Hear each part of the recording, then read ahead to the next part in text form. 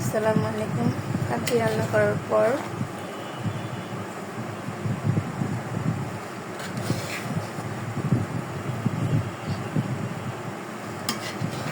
সুন্দর হয়েছে তো দেখতে।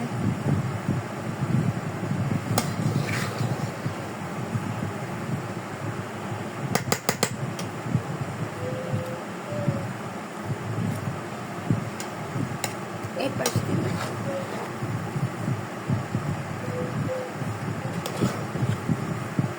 কাচ্চি রান্নার মনে হয় এই নাড়াটাই বেশি না?